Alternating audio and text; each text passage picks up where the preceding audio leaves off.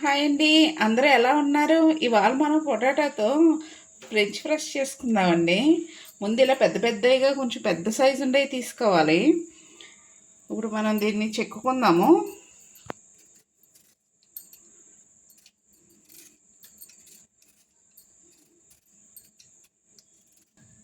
ఇలా బాగా పూర్తిగా చెక్కేసుకోవాలండి.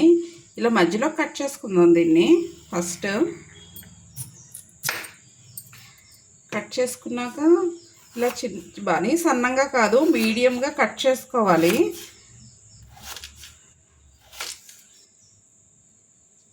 ఇలా కట్ చేసుకున్నాక ఇది బాగా వెడల్పుగా వచ్చింది కదా, మళ్ళీ సగానికి కట్ చేసుకోవాలి. ఇలా కట్ చేసుకుంటే మనకు ఫ్రెంచ్ ఫ్రైస్ రెడీ. కట్ చేసుకుంటున్నాము ఇలాగ ఈ షేప్లో కట్ చేసుకుంటే బాగుంటాయి ఫ్రెంచ్ ఫ్రైస్. అన్నీ కూడా అలా కట్ చేసుకుందామండి. నేను ఇలా ఫ్రెంచ్ ఫ్రైస్ కట్ చేసుకున్నానండి. పొటాటోని ఇలా ఈ షేప్లో కట్ చేసుకున్నాను. ఇప్పుడు దీన్ని ఒకసారి 2 సార్లు శుభ్రంగా కడుక్కుందామండి. కడుక్కున్నాక ఒక పొడిగుడ్డతో తుడుచుకుందాము. బాగా శుభ్రంగా కడిగేసుకున్నానండి. దీని మీద కొంచెం తడిపోయేలాగా గుడ్డ మీద వేసుకుని కొంచెం తుడుచుకుందాము.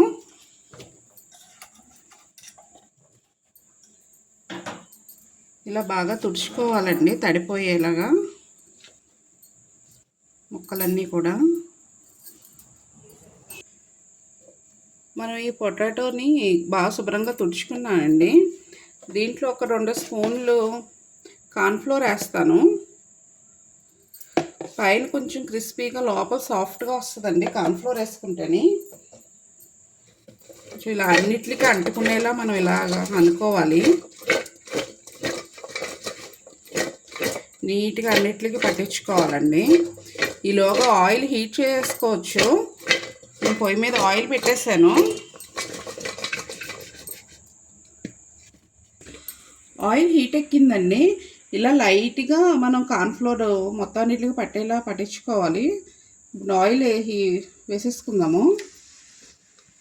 కొంచెం మీడియం హీట్ మీద మనం వీటిని వేపుకోవాలి. బాగా హై ఫ్లేమ్ పెట్టకూడదండి, లేకపోతే లోపల ఉడకదు. ఇలా మూకిట్లు ఎన్న పడితే వేసేసుకోవచ్చు.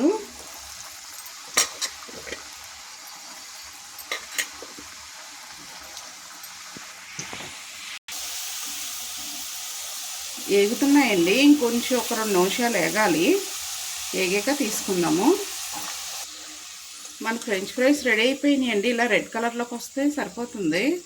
ఇప్పుడు వీటిని మనం తీసేసుకుందాము.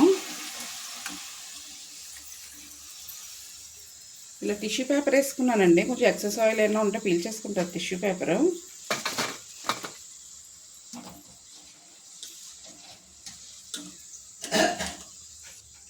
ఇలా కమ్మాయి కూడా వేసేసుకుందామండి. వేపేసుకుందాం.